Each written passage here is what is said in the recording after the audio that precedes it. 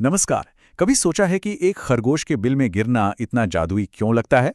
आज हम सिर्फ एलिस इन वंडरलैंड की कहानी दोबारा नहीं सुनेंगे, बल्कि हम लुइस कैरल की उस तकनीक को समझेंगे कि कैसे उन्होंने एक बिल्कुल साधारण से दिन को एक कभी ना भूलने वाले सफर में बदल दिया। तो चलिए इस रहस्य का दरवाजा खोलते हैं। सब कुछ एकदम शांत है और तभी ये आवाज आती है, अरे बाप रे, मुझे बहुत देर हो जाएगी।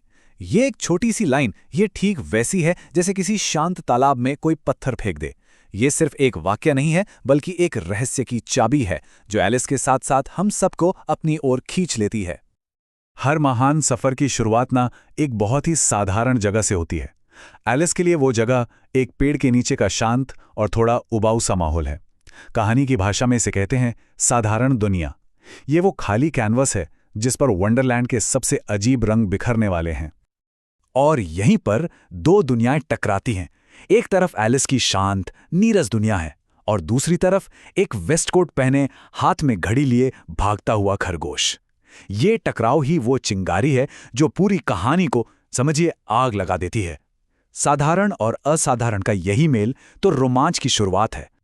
तो ये खरगोश आखिर है क्या? ये सिर्फ एक कैरेक्टर नहीं है, ये है एक उत्तेजक घटना। ये वो धक्का है जो एलिस को उसकी आरामदायक दुनिया से निकालकर एक अनजान सफर पर भेज देता है और उसके एक मामूली से दिन को हमेशा हमेशा के लिए बदल देता है। लिटरेचर की भाषा में उत्तेजक घटना वो पल होता है जो कहानी के सारे समीकरण ही बदल देता है। खरगोश का दिखना बिल्कुल यही काम करता है।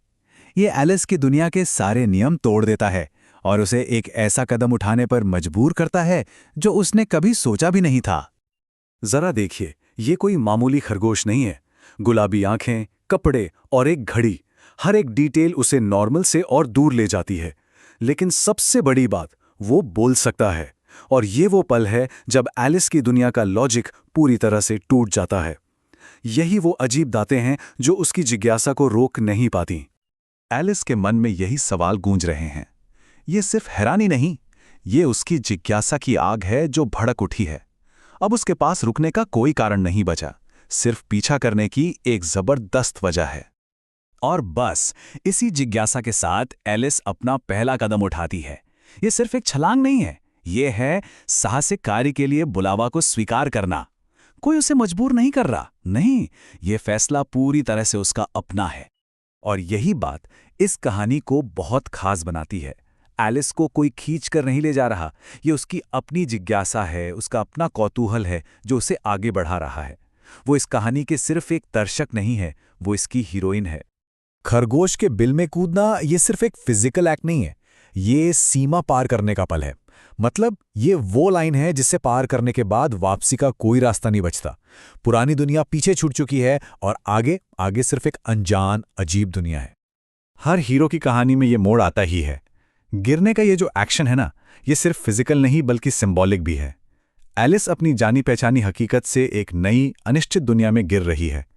वो अब अपने घर में नहीं है। और ये गिरना भी कोई आम गिरना नहीं है। ये अचानक से खत्म नहीं होता, ये लंबा है और धीमा है।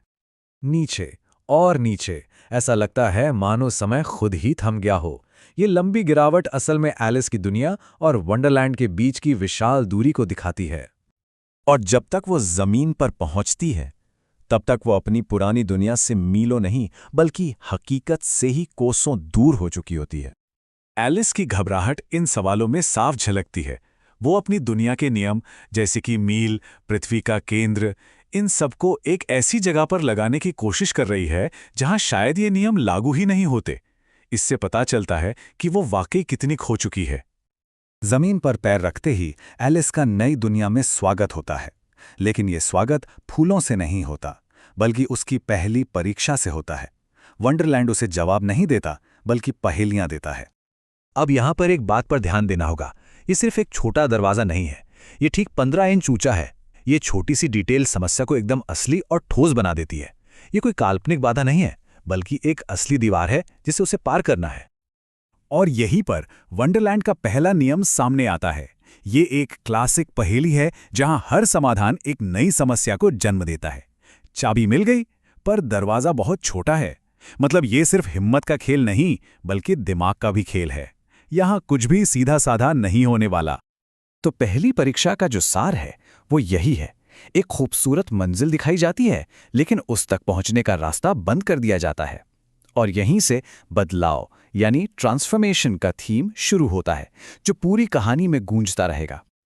और इसी एक इच्छा में एलिस इस नई दुनिया का सबसे बड़ा सबक सीख लेती है। उसे ये समझ आ जाता है कि आगे बढ़ने के लिए दुनिया को नहीं बदलना है, बल्कि उसे खुद को बदलना होगा। वंडरलैंड आपके हिसाब से नहीं बदलता, आपको वंडरलैंड के हिसाब से बदलना पड़ता है। तो सवाल ये उठता है कि जब चाबी तो ताले में एकदम फिट हो जाती है, पर दरवाज़ा इतना छोटा है, तो ये वंडरलैंड के नियमों के बारे में हमें क्या सिखाता है?